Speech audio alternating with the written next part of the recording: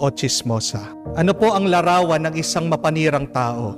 3 po ang katangian nila. Tandaan niyo po ito. Makitid ang isip, malaki ang bunganga, at marumi ang puso. That is the characteristic of a person who likes to gossip, the picture of a person who is fond of destroying the character of others.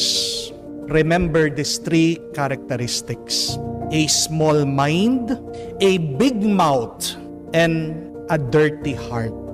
Kasi kung malawak ang iyong pag-iisip, tahimik ka, hindi ka magsasalita, hindi mo huhusgahan ang kapwa mo. Di po ba? Sino yung mga madadaldal? Sino yung mga mahilig manira sa iba?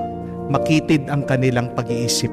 Dahil maliit ang isip, wala silang ibang gustong papasukin sa kanilang pag-iisip.